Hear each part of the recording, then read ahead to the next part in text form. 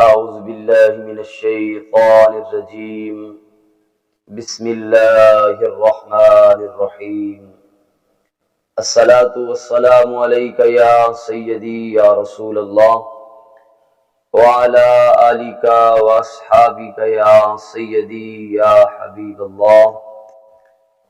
آج جس چیز کے بارے میں آپ احباب کے سامنے گزارشات رکھنے کا موقع مل رہا ہے وہ حضرت نوح علیہ السلام کی کشتی کا واقعہ ہے۔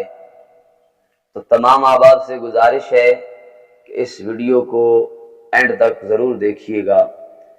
سامعین محترم، اللہ تبارک و تعالی نے پوری کائنات پر 1,24,000 پیغمبروں کو مبعوث فرمایا، اور ہر نبی شان والا، ہر نبی مقام والا ہے۔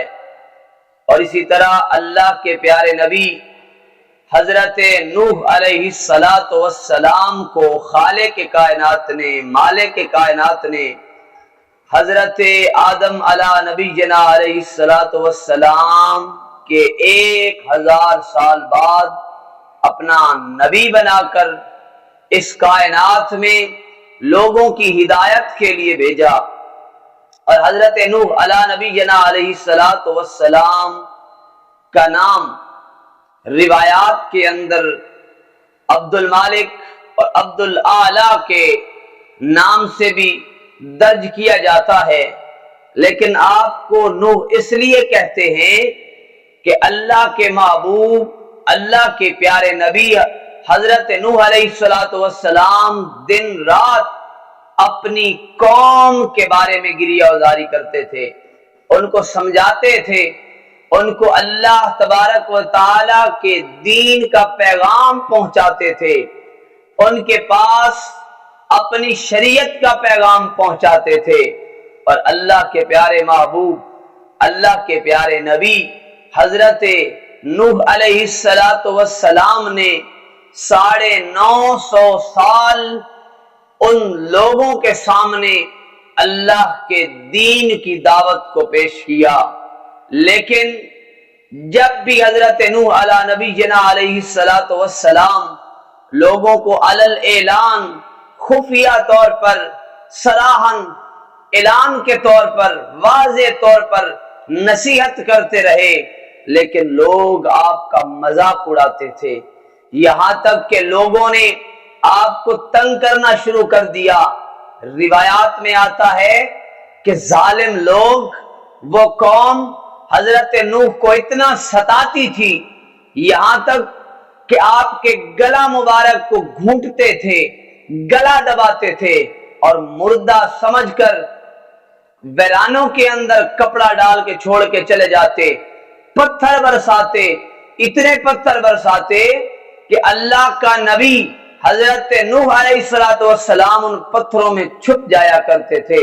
جب ظلم کی انتہا ہو گئی، جب ظلم حد سے بڑھ گیا، جب لوگوں کی ان سختیوں سے تنگ آ کر اللہ کے پیارے نبی حضرت نوح علیہ السلام کی طرف خالق کائنات نے جبریل کو بھیجا اور وحی کی کہ اے میرے پیارے نوح، اب ان لوگوں کے لیے دعا کرنا، ان کو سمجھانا چھوڑ دیجئے، کیونکہ اب یہ ایمان نہیں لانے والے، اب یہ کلمہ نہیں پڑھنے والے، اب یہ ایک اللہ کی وحدانیت کو نہیں ماننے والے، کیونکہ یہ باغی ہو چکے ہیں، یہ سخت دل ہو چکے ہیں۔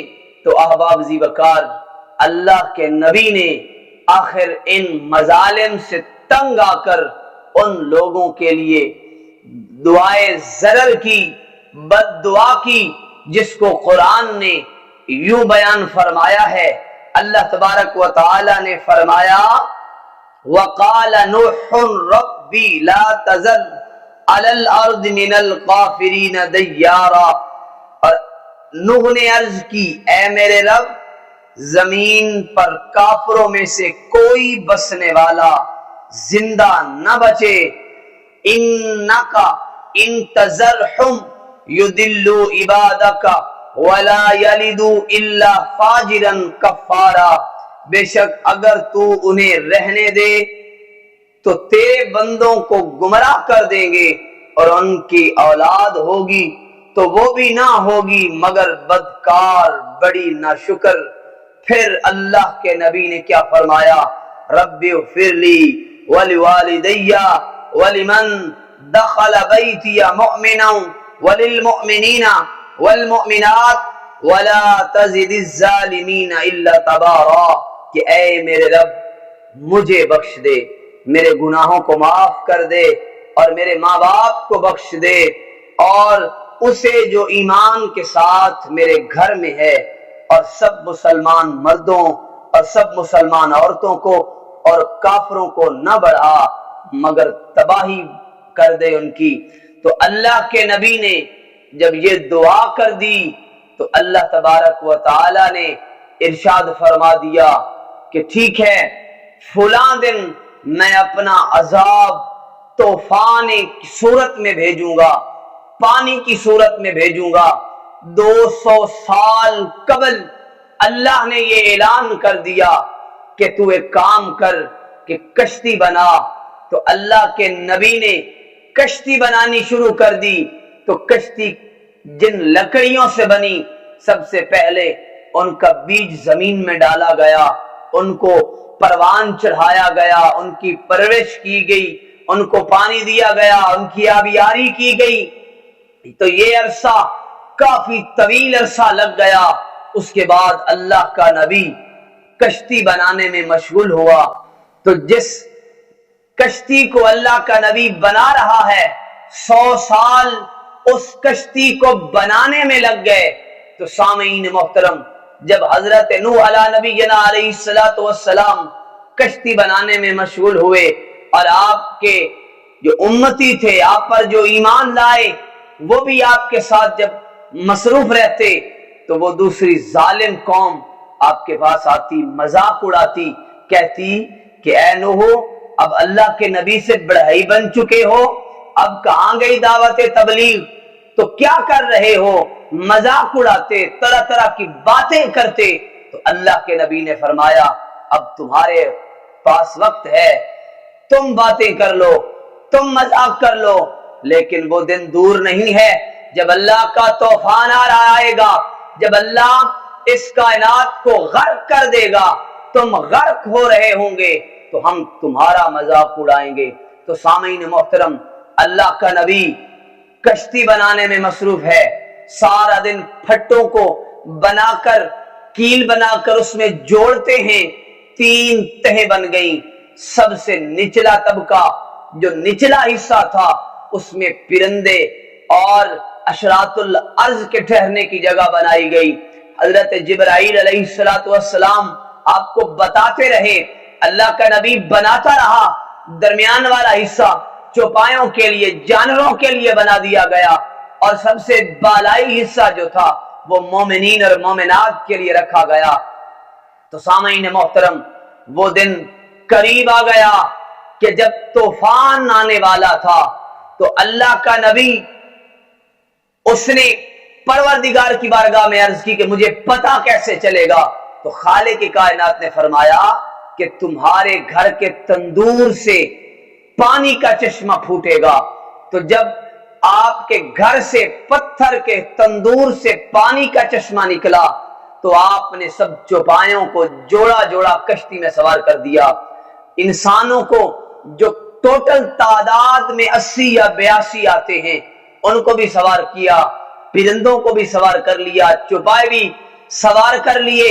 تو جب سانپ اور بچھو کے داخل ہونے کی باری آئی تو حضرت نوح نے ان کو داخل نہیں ہونے دیا۔ تو انہوں نے عرض کی کہ اے اللہ کے پیارے نبی، ہمیں بھی داخل ہونے دیجئے۔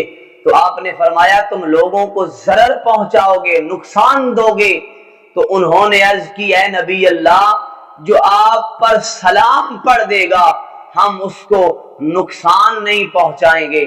تو سامعین محترم، لوگ سوار ہو گئے، زمین نے اپنے چشموں کو کھول دیا، اور 40 دن اور 40 راتیں بارش برستی رہی۔